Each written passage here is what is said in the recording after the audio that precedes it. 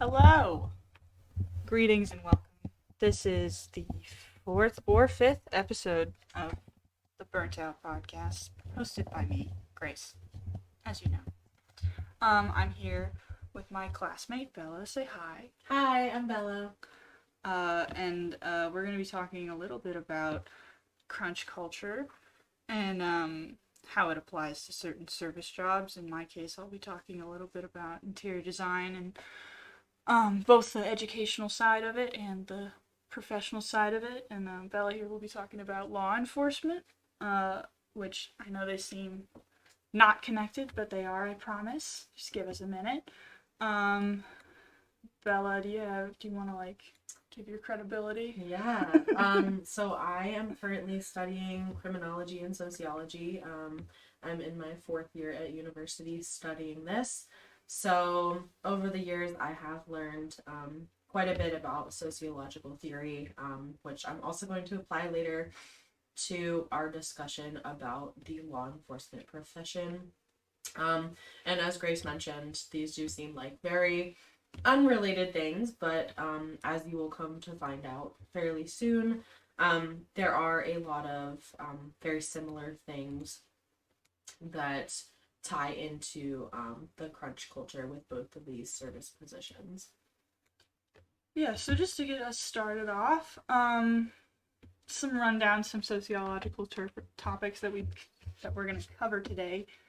Um, I've talked at length about strain and strain theory itself, but this time we're also going to talk a little bit more about not only the sick role and its general impact on people through our society and its pervasiveness between physical illness and mental illness, but we'll also talk about the social contract between law enforcement and their populace that they're protecting, as well as general status of people in the workplace. And I guess I could start with my sector of this. So I'll give us a rundown. Essentially, what I want to discuss today is the different stressors between a designer and their client, as well as like the different power structures that exist within a design firm. There's a lot of, I will say, pressures to achieve a certain amount of work in a certain amount of time, because in design we typically write a contract and sign it with our clients saying that we have a certain amount of work hours that we're going to complete, and that's how much they'll pay for. But oftentimes what comes with that is that we don't feel comfortable asking for extensions for deadlines, which results in like a lot of no pay overtime. I had a interior design internship over the summer recently, and one of the most prevalent things that I noticed within the workplace was how my directors and managers were overworking themselves just to meet a deadline, instead of just talking to the client and being really frank about, the realities of the work structure that they created. And I was I was seeing my director of my department working from like 9 in the morning until like 4 a.m. And this was a woman who was in her mid 40s with kids in college, and she was chugging away like a high school, like a college student. And I actually saw, unfortunately, she actually retired as a result of the strain it was putting on her mentally and physically. Her mental health took a big dive, and you could tell she was crumpling, very visibly, and it was really sad to see her go. But when you put yourself through that much stress, it never ends well. It's never ending. It doesn't justify the means at all. And I think a larger part of that really comes from the where we learn it in higher education. Because college, as we all know, as college students and those who have attended, college is really a different animal in terms of work. Because not only do you have homework, you're also a full-time student. You have no other obligations typically. You're alone, maybe you're working a job, it's a part-time job if not. And it's a lot more work than what you got in high school. It might not feel like it to high schoolers, but in college, I would say it's a lot more work because you have to manage yourself. You don't have your parents around to tell you to go to bed or keep you on the straight and narrow. And I would say, especially in college times, in the design field at least, there's a very, very big problem with us overworking ourselves, and the professors oftentimes encouraging it, if not indirectly, directly.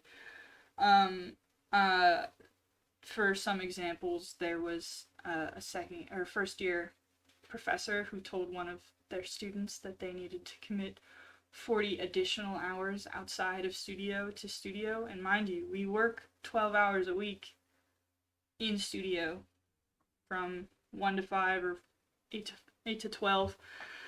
And this student was in the marching band at our school, and the professor was demanding that she quit the marching band Wow. to dedicate more time to studio. And this was a freshman. Wow. This was a freshman student, and the professor had come from such a background of you need to dedicate your life to your work, and let nothing else come in between. That this professor almost turned away the student from our program entirely. Oh my goodness. Yeah, That it was crazy. that reminds me. I'll get more into talking about the background of law enforcement in general, but just that reminds me right off the bat of I also did an internship this past summer with a police department, and kind of talking about like a lot of what you see in the department. And I think that this rings true throughout like just social discussion of law enforcement. And honestly, a lot of jobs, just in general, is that a lot of people are quote unquote married to their work. And I think that that has a lot of, for some people that may work, but for others it may have a lot of really negative implications because life is about more than just one thing.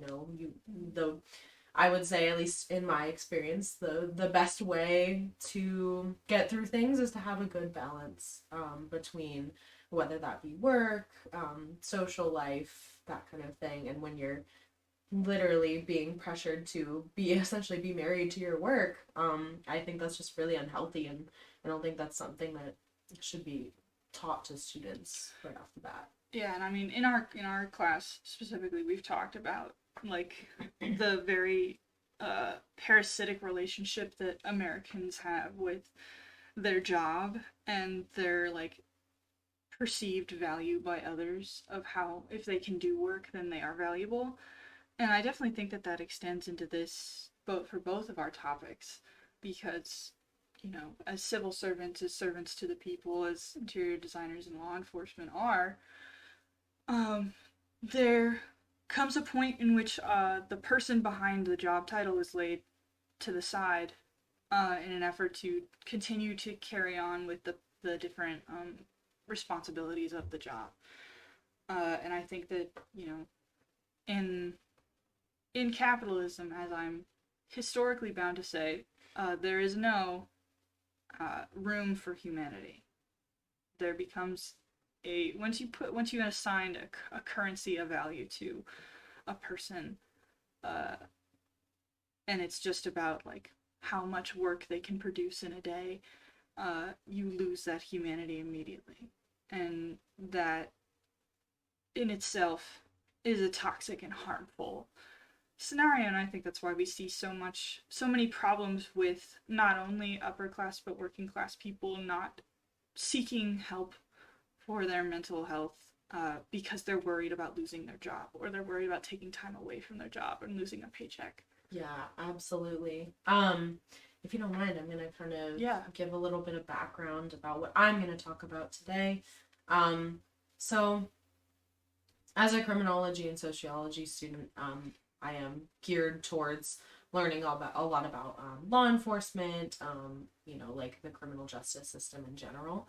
And so something to kind of segue us into this is that I'm sure we all have heard in very recent history, whether that be in the past, 5 years or 5 minutes, have heard or seen a lot about law enforcement in kind of like society. So, um, first of all, law enforcement extends, that definition extends from anywhere from a police officer to federal level agents, that kind of thing.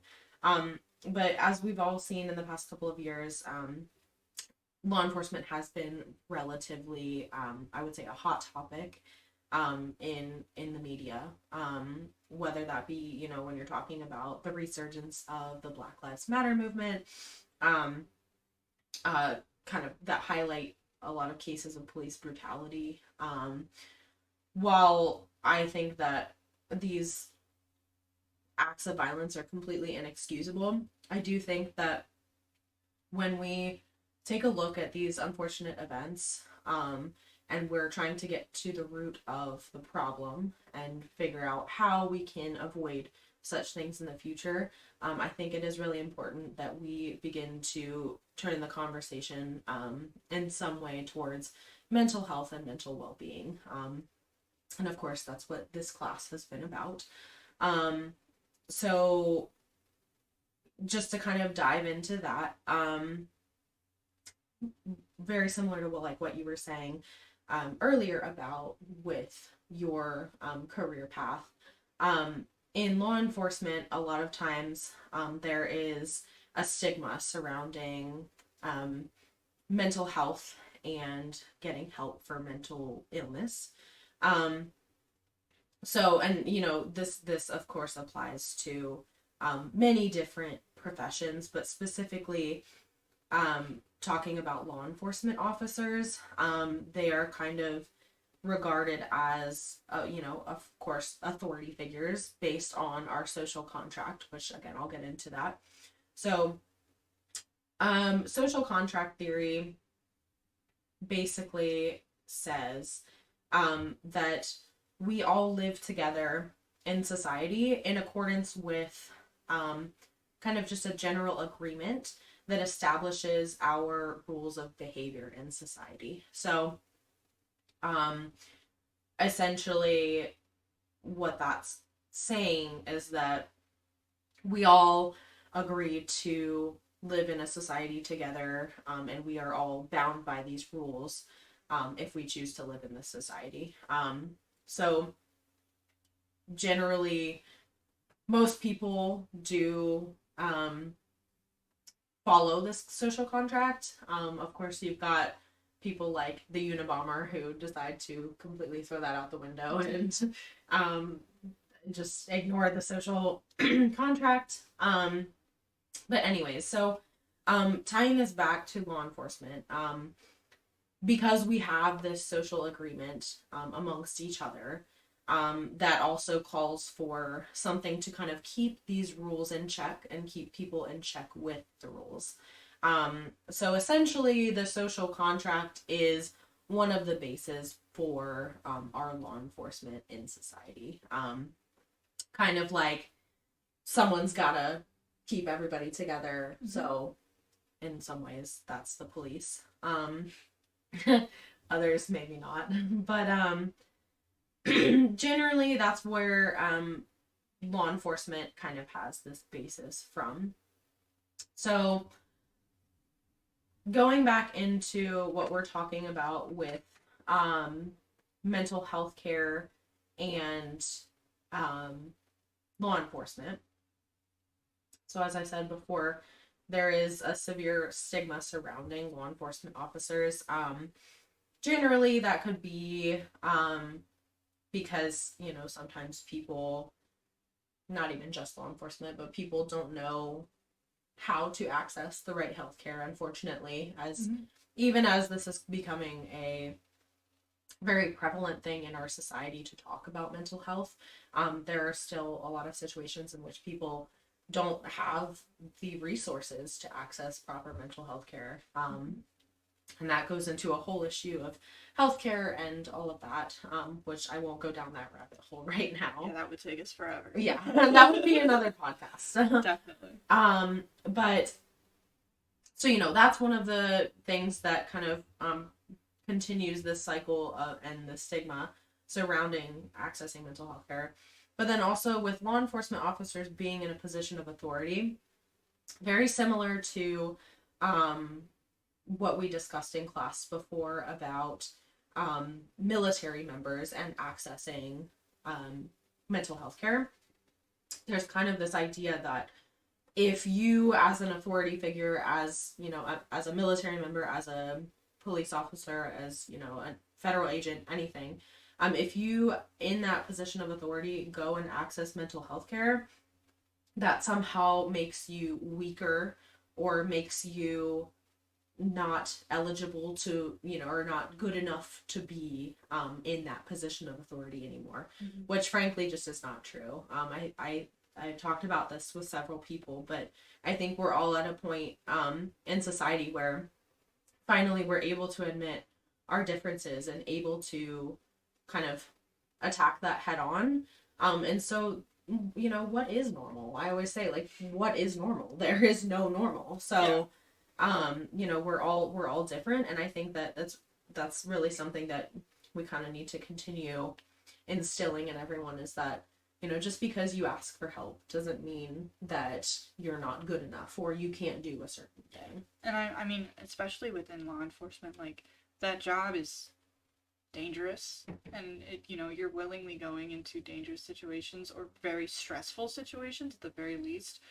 More often than not, especially in our today's climate, there's a lot of pressure and critique being put upon law enforcement officers without, I feel like there's a lot of there's not enough acknowledgement about how much support that our officers need.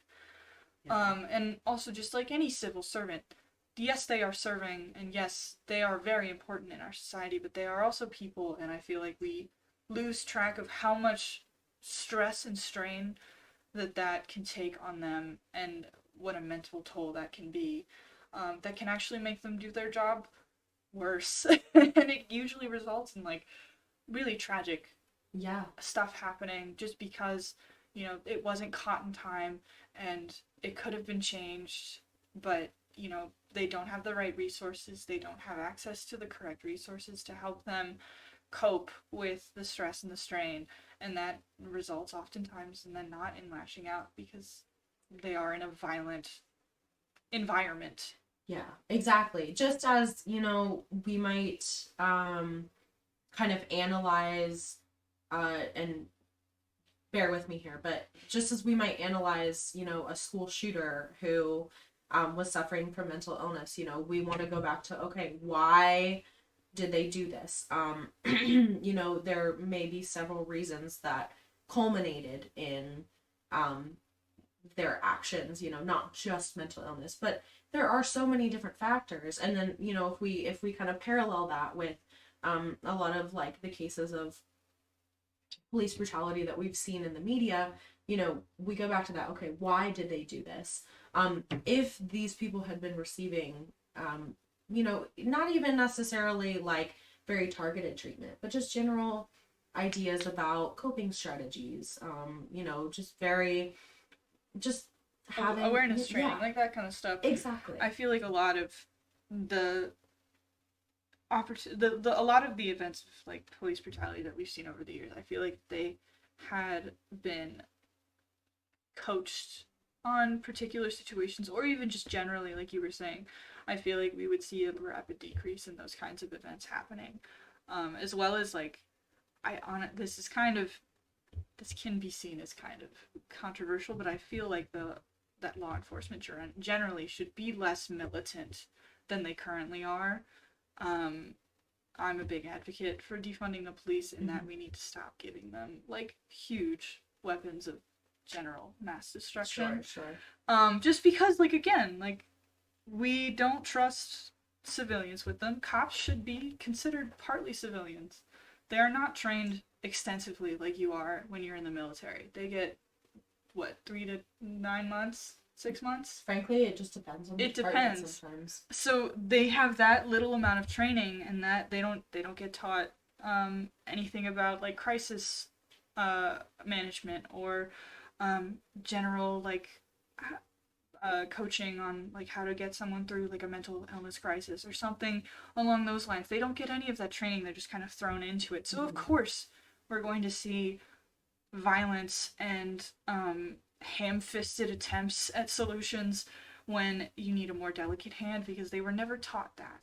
Yeah, I'm actually really glad you brought that up. So, something I saw in my internship this past Mm-hmm. summer, the police department that I was working for, they had a like essentially brand new section of the office dedicated to mental health advocates who are starting to be trained to be able to go out with police officers on mental health calls, which I found really interesting because, like I've said many times before, mental health is becoming a part of the regular conversation, but this is when we're starting to see the actual implementation. And of course, because it's such a like a new phenomenon, we're not necessarily going to see statistics and everything right away, but I do predict that in the future, when we see the outcomes of these cases, we're going to see the benefits of implementing those mental health advocates. And again, it just comes down to, if this is something we want to do, we need to figure out a way to do it. And I think that that's something that a lot of, and again, it comes back to funding and all of that, Mm-hmm. but I think that more funding should be pooled into like bringing mental health advocates into the picture, because with crisis negotiation, like you said, it's very specific training. Some people get it, some departments can't afford it, and that leads to the outcomes we see today. So. Yeah. Uh, and I think I'm gonna have us pivot back to interior design just really quick. Of course.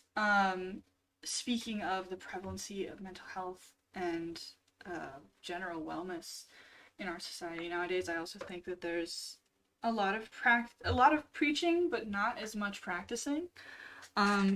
We see, you know, at least on our university campus, I think every other bus and building has some poster about, your mental health is just as important as your physical Mm-hmm. health, and go to our therapy services or our Yep. counseling services. But when it comes to like addressing curriculum and general like encourage work ethic is encouraged versus what work ethic is not, I do think we see like there's a definite cognitive dissonance between the two. uh like for like my classmates, we have some students who will stay in our studio until very very late into the night, even though we usually have our studio at like 8 a.m. and it's supposed to end around 12, but I have had classmates who will stay in studio from 8 a.m. to 4 a.m. the next night, and only leave to like go change and then come back and do that same work again and again and again just to meet a deadline for a grade. And unfortunately, the that work has been, I hesitate to say extremely rewarded and encouraged, but that's what it looks like when those same students that are pulling these all-nighters are being they're being submitted for competition over Yeah. other people. Like, my class is about 43 people, and we have participated in national competitions for the past 2 years, and you only get like 2 submissions per school, and again it's the same like 3 people who I would say that's rewarding. who Yeah. get Yeah. it's like it's encouraging that behavior because Mhm. they don't say, they look at the work that they've done, they go, okay, I've spent 40 hours on this in the past week or two, and I've been killing myself to get this work done, and now I'm being submitted for competitions, which means I have to do revisions on top of the work I'm already doing. But because I'm being submitted for competition, that means that my work is good. Mm-hmm. And assigning, again, that value to work and the effort that it takes to produce that amount of work. Because you can produce that amount of work without committing hours and hours and hours outside of studio time. Like, I've done it. I don't overwork myself that much. But like, they get encouraged and rewarded. They get accolades for this toxic behavior. Yeah.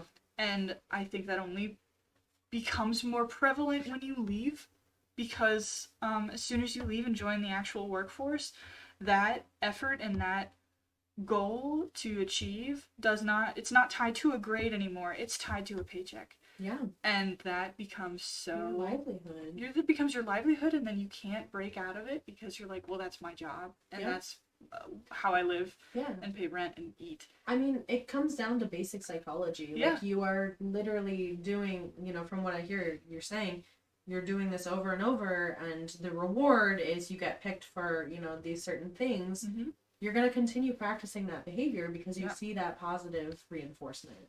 And like you said, this is setting us up for the real world. It translates straight out into the real world.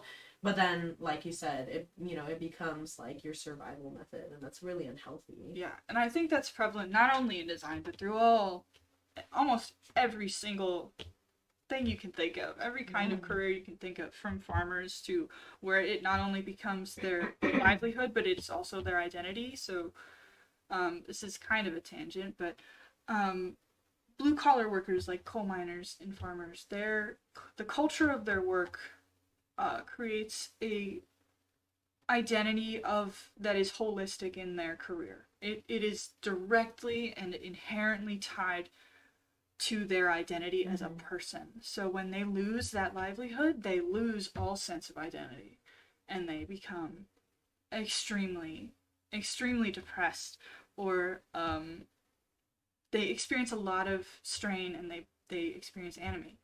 And I think that's admittedly that's the like extreme level of the scale. That's the extreme side.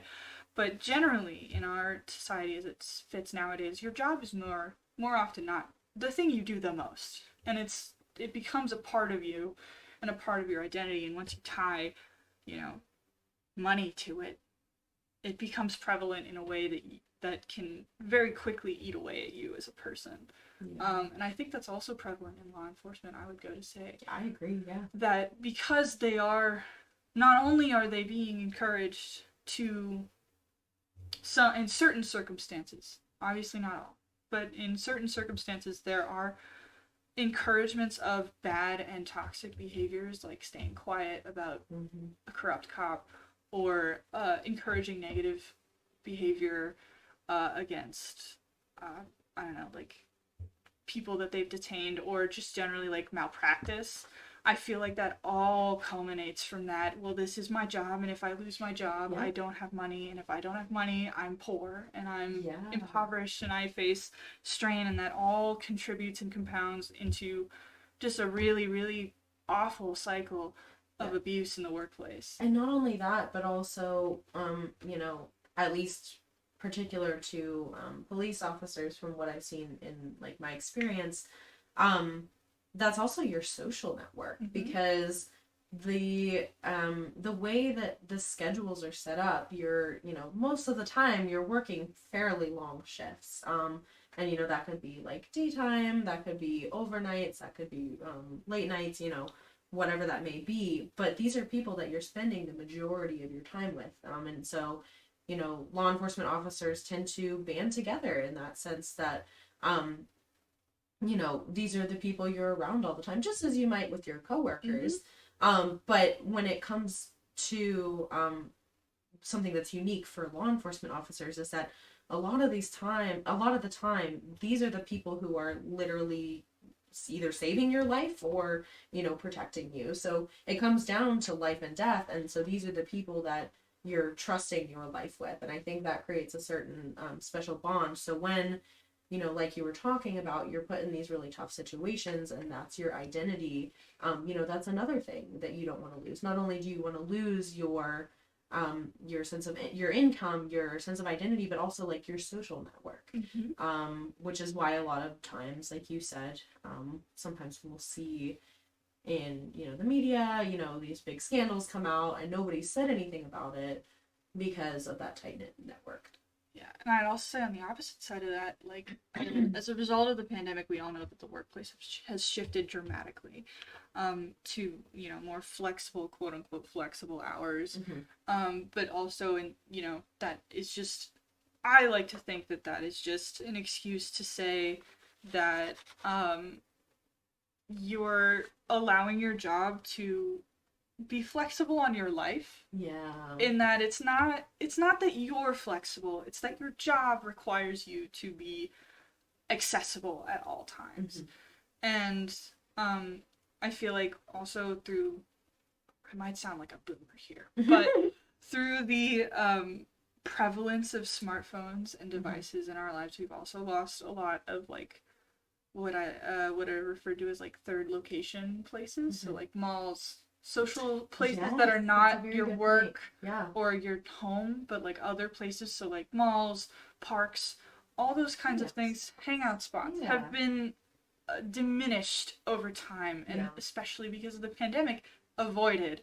And I feel like that only adds on to it, because not only is your job becoming part of your like everything about you, but it's also becoming part of like your only social network outside of your family or any friends you might have kept before the job. Like I know me personally, I'm a little like skeptical on like when I go into the workforce, I don't really know how I'm going to make friends outside of work. How do you meet people anymore? Because going to social places and events is harder than ever if you're not personally invited, or if you don't already know about it. Those just don't really exist that often anymore. And again, that adds back on to the social strain and the mental strain that we experience in our jobs and our lives. And I feel like a lot of the times that just continues to compound and create these more prevalent existences of mental illness. And I think that's part of why we're also seeing a rise in anxiety, depression, etc. Definitely. Because we have all of these things just compounding and compounding and getting worse and worse and worse. Not to sound incredibly cynical and fatalistic, I do think there is a light at the end of the tunnel, and I think that, once we start to fight back against this particular type of abuse, labor abuse, and, societal isolation, I think once we start fighting back against that, we can turn it around fairly easy, but we have to take the steps to do that in order to get there first. Yeah, absolutely. And I think just kind of diving back into like the sociological theory, touching on what we were just talking about, really brings us to the functionalist perspective, or not symbolic interactions, the functionalist perspective. So that this is talking about macro sociology, so looking at society as a larger piece. So really this focuses on kind of our interconnected relationships between different systems in society. So like we were talking about the interconnectedness between work and our social network, and like you're saying, all of these things. And so all of these things are communicating values to us. So when, like you said, with your career, work is telling you, you need to be doing this, you need to be doing that, you need to be doing this in order to make it. Okay. So that gives you that value of, this stuff is important. Okay. And then you also have on the other side, for law enforcement, you have this social network of people who, hey, we need to stick together. Like, this is what we're doing. All of these different kind of pressures come into play. So, we've all heard the term peer pressure. And I think that it's a really interesting thing to kind of examine when we're talking about social pressures and mental illness, because obviously we as human beings are social beings. So no matter what we say, at least for most people, it is important to us what, other people think, or other people are, kind of seeing about us, that kind of thing. So all of these things are just really important to think about when we're tying it back in. And actually, I kind of want to shift back to some statistics that I found about law enforcement officers in particular, in terms of mental health, just to kind of bring it back to our topic. Yeah. So, culminating in all of these things that we've talked about, the adverse experiences that at least law enforcement officers go through on a daily basis. According to the National Alliance on Mental Illness, this most recent Study. yes, thank you. The most recent study. So it has we've seen that police officers actually report higher rates of depression, anxiety, and post-traumatic stress disorder. Those three specifically.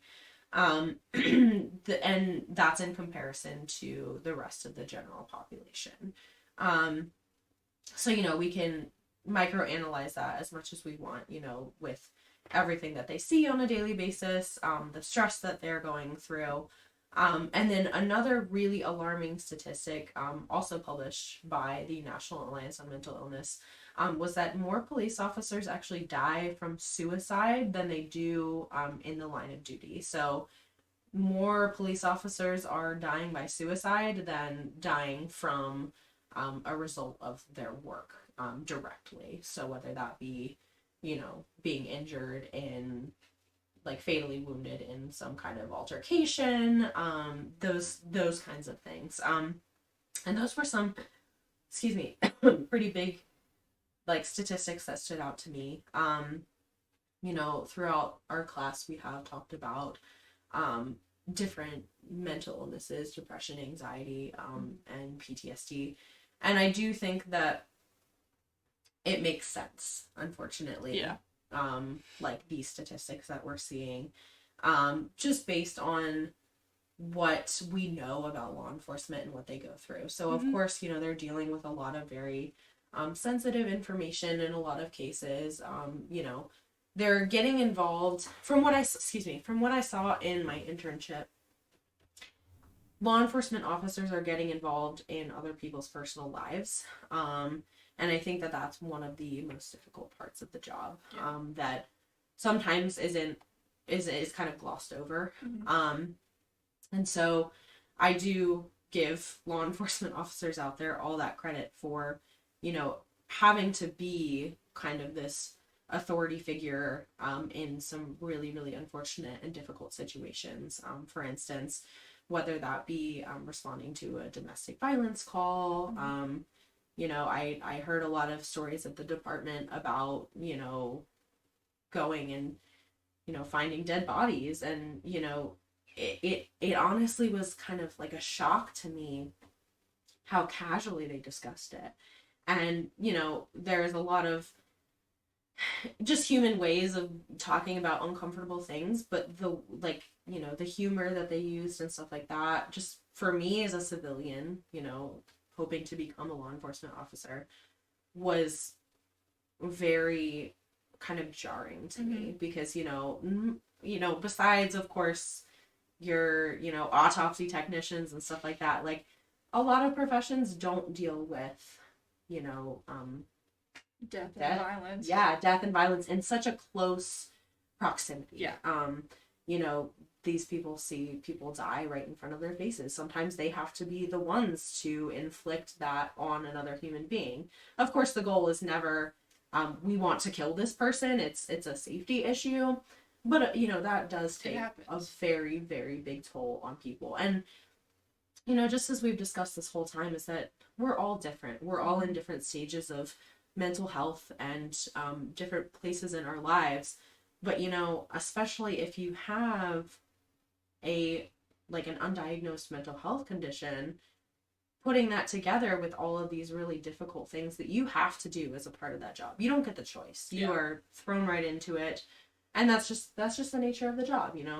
But thinking about that, that can have a really unfortunately detrimental effect on a lot of people. Yeah, I mean, in a class I took about, I think it was peace studies. It was peace studies, and then I also took a criminology class. Mm-hmm. And those two classes together really tell you just how bad inflicting violence on others is, and I think that's one of the things that we have sorely neglected with our law enforcement officers, is to counsel them and support them after the loss of a life or violence is ensued, or undergone, because just statistics have shown that oftentimes, more than not, the victim is experiencing less psychological damage than the person who is inflicting violence upon them.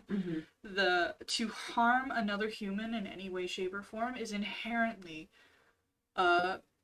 it causes you injury, and it might not be physical. It is usually mental. You experience such a mental strain when you inflict violence on others, and it might not manifest in the way that we would typically assume, right? But it is still an injury nonetheless, and I think those kinds of injuries have specifically been neglected for a really long time, and it's caused the current, like, really tumultuous climate that we see right now. It's all a combination of those. Yeah, I definitely agree. And I think that a lot of times, unfortunately, just because of our nature, we want to be politically correct. We don't want to ruffle any feathers. So I think a lot of times, like, the discussion is misplaced in a lot of ways, and I think that a lot of times, while these are important things to talk about, what's missed is the nuance. Yeah, there's so much nuance with it. I mean, so much. There's so many different perspectives. And I think that, I don't know, the way I see it is that we're all human beings. I think maybe this is me just being an idealist. But we're all human beings. Why can we not do what's best to, like, help other people? And I think it's a very, like, our, like you said, like, even in your career, like, everyone is essentially pitted against each other for these competitions. I think, unfortunately, that's a lot of what our professional world has become. Like, regardless of the specific profession, it's about, are you gonna make it compared to these other people? Yeah, and I mean, I would definitely say in design, I will say it's way more prevalent and much more of a problem in architecture specifically. You see a lot more competition within programs than than outside. With architecture, with interior design, it kind of differentiates between, like, obviously, we don't. I would say generally, our programs are not competitive in that we don't fight each other, but we still get taught those same bad habits that the architecture students get taught. It's just we get taught them a little bit more on the down low. Gotcha. It's a little more like hindsight. Right. Okay. It's not nearly as explicit because, like I said, like that professor I was talking about, that was an architecture professor. Because our first year is taught primarily by architecture professors, just because that's the faculty that's available. Sure. But I will say that I have had interior design professors specifically that do directly show that behavior to me and to my peers, and you can tell it's a direct result of their education. Yeah. Like, I had a professor who, in his first few years of teaching, was like, "Why aren't you committing, 24 hours, 36 hours, 40 hours a week to studio? Like, when I did that was easy." And I'm like, You went to Cornell for 15 years. I don't want to hear what you have to say. Like, it's also like that, again, like that structure in higher education and also in grad school, where it's that you are looking out for yourself and yourself only. Mm-hmm. And you have to work as much as you can to get that done, because if you don't, someone else will. Yeah. And that is very prevalent everywhere. Yeah. I mean, even just thinking about that, like, that makes me anxious. Right. You know, like, I think that's a natural reaction for anybody. But, you know, we have kind of created this environment for ourselves in which there is no mercy. You know, Yeah. it's all about, you know, who is gonna get to the finish line first. And I think that also ties into, you know, a like a lessening of quality of work that we're seeing, and you know, quality of, you know, living, because Yeah. people are so focused on Amount and Yeah. quantity. exactly Yeah. exactly and you know, obviously, again, I hate to sound like a broken record, but it all ties back into our experience of mental illness in our society. Yeah, and it's foolish to think of otherwise. I agree. Especially now that we're, you know, as I've mentioned previously, like our society as a whole is trying to focus more on having a prevalency of mental health support in our immediate view. So that's like social media and advertising, but we are not walking the walk yet. Correct.